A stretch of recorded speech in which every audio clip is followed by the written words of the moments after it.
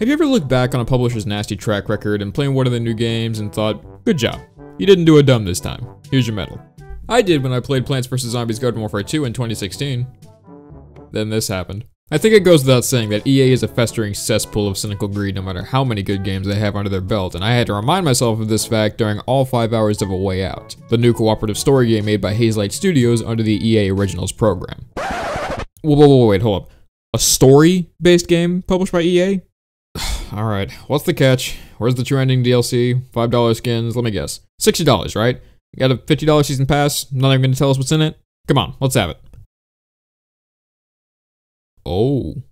Seeing this game priced at $30 without a hint of launch day DLC or season passes of any kind really threw me for a loop knowing EA, but up to A Way Out's release on March 23rd, I didn't even know what this EA Originals program was. So I went back and played a little of the only other game in the program to get a general idea of what I should expect from what promises to support upcoming indie titles. That other game was Fae, made by Zoink, which is a single-player adventure game. You know, the kind of games the likes of EA, Activision, and Ubisoft are actively trying to eliminate from the market so that your Tom Clancy's Call of Battlefields can milk the customers dry? So color me baffled as to why EA of all publishers would create a program that promotes the games they think are nothing to their live service nonsense. Part of me thinks it's just a shallow attempt to salvage their damaged reputation, but another part of me thinks that there's more insidious happenings behind this program. Maybe the EA Originals program isn't really a way to support indie developers, but is instead a way to indoctrinate new developers to take up under EA's wing and replace the studios who met their demise by the publisher's hands. They'll take the success of these supported titles and join the EA empire, and once they've outlived their usefulness, they'll be tossed to the wayside to join Visceral, BioWare Montreal, and Mythic as EA lives up to their title of studio killer. So anyway, EA is shit, but it's nice that there's the occasional good game without the underhanded bullshit under their belt, and thankfully, A Way Out fits this category just fine. Initially revealed at last year's E3, it was announced that this game would be co-op only. That's right, you literally cannot play this game if you don't have a second person to play with. This immediately threw up several red flags. So an EA game can only be played in co-op. Sounds like a scam to get you to inevitably spend the usual fee just to play the game, right? Well, I'm gonna let A Way Out's director and legend of the games industry, Joseph Fares, take it from here. Because A Way Out is a co-op experience only, if you want to play it online with your friend, you don't have to buy 2 copies. This one. You only buy 1 copy and you invite your friend to play with you for free. I mean the entire game for free, for real. Game's coming out March 23rd, 2018. Thank you very much. You are tearing me apart, Lisa! You know, I never thought I would congratulate a developer for actually taking initiative and providing a solution to what could have been a huge deal breaker for consumers, but I guess that's just what the age of the loot box will do to you. Common sense and human decency are such a rarity nowadays, I'll take it whenever I can get it. So with how easily accessible A Way Out is even with the co-op limitation, the question still stands, is the game even worth it? Well, if you haven't been paying attention, I love the game and so does the person I played with. I'm gonna try to avoid spoiling too much of the game since this is primarily a narrative-focused experience, but there are some parts of the game that I want to talk about in detail, so spoilers may be inevitable. I'll warn you before anything substantial if you want to keep it a surprise, so let's get started on why A Way Out is well worth its asking price. You and a second player take control of Vincent Moretti and Leo Caruso, 2 inmates who must work together to escape prison and settle a score with a man named Harvey, who screwed them both over, leading to their imprisonment. It's basically Shawshank meets... shit, I don't watch a hell of a lot of movies. Shawshank meets Die Hard with a Vengeance? Yeah, let's go with that. So that's pretty cool, right? Well, if you're a fan of generic action without much investment, then yeah, it is pretty cool. The actual story of A Way Out isn't bad by any means, but it's not really amazing or groundbreaking either.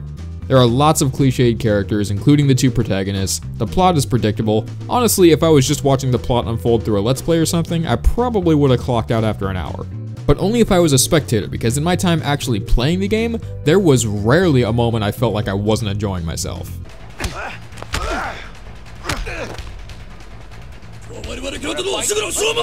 Most co-op games nowadays are more or less just 2 or more identical faceless nobodies that are so indistinguishable that not even the main plot acknowledges the fact that there are multiple protagonists.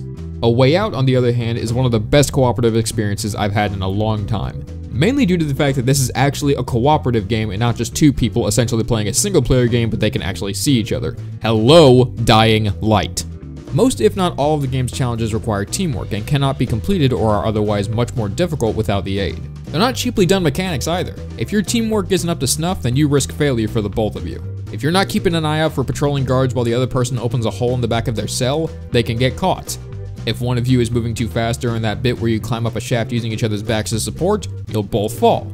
There's a real sense of my partner is relying on me so I can't fuck this up throughout most of the game. I say most because some challenges are better than others.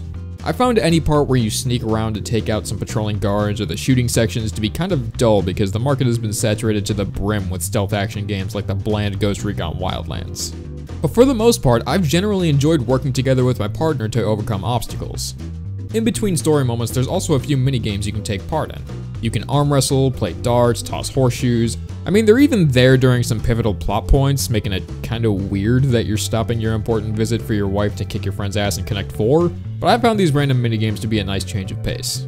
You may have also noticed that the screen for your characters is shared, whether you're playing locally or through online, and the size will change depending on what's happening throughout the story.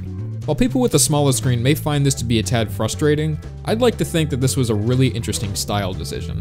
The game is most often played with a screen split down the middle either horizontally or vertically, but the camera will occasionally shift to full screen for certain cutscenes and QuickTime events, then at other times it'll open a third panel or maybe even a fourth for another point of interest. Even with all these screen transitions, there was rarely a time where I felt confused as to what the hell's going on. Actually, I mentioned QuickTime events, didn't I? You know, gaming's version of jump scares in horror movies to force your attention on it. I think I'll take the time now to say that the QuickTime events in this game aren't anywhere near as jarring or annoying as something like Dying Light, where most of the game has a dynamic parkour combat system, then switches to an out-of-place QuickTime boss fight at the end. I mentioned that game earlier, didn't I? Anyway. So all in all, I think A Way Out is a fantastic game on the merits of its co-op gameplay alone, but there was one story event that completely sold me on the entire game: the ending. We're going into spoiler territory now, so if you want to experience it for yourself, now's the time to go. If you want to skip ahead to finish the review without the spoilers, click to this point in the video and we'll see you in a bit. Alright, so now that they're gone, the twist at the end of the game is that Vincent was a cop the entire time and had himself arrested to retrieve the Black Orlov diamond that Harvey got from Leo. At this point, the game could have easily just ended there. Leo goes back to jail, Vincent returns the Black Orlov, end credits. But because the developers of this game had some balls and wanted to end this game in a memorable way, the last 20 minutes or so pits you and the other person you've been playing with for the last 4.5 hours against each other in one last confrontation. And not in some cheap scripted way, even though there are a few small scripted moments that were mainly just there for dramatic flair. You go from Vincent chasing Leo in a helicopter to a full-blown shootout between you and your former partner, and ultimately ending up with one of you being dead. No sugarcoating, no bullshit, no secret third ending. One of you gets your happily ever after, and the other one gets the shaft.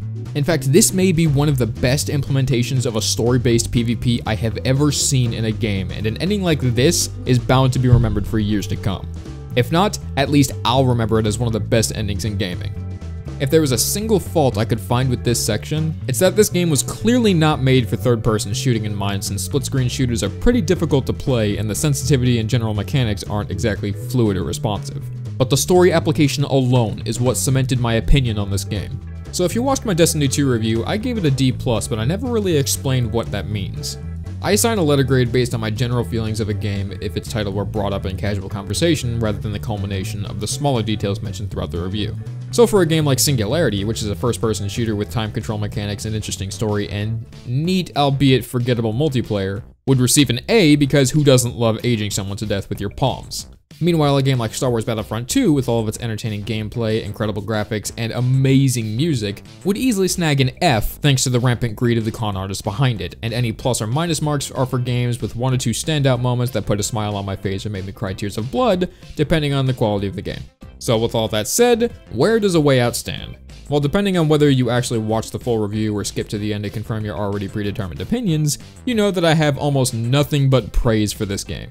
The story, despite the cliches and the sort of been there done that feel, was good enough for what it wanted to be. The cooperative mechanics were spectacular, the developers are obviously passionate about what they're doing and respect their customers, and if all of that wasn't enough, the fact that this came out under EA's watch should be a clear sign that developer creativity is not lost on this train wreck of an industry.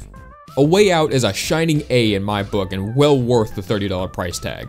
Now, if only EA can take this lesson to heart and keep their paws to themselves, we may one day live in a world where games like this are the examples and not trash piles like this. I fucking wish.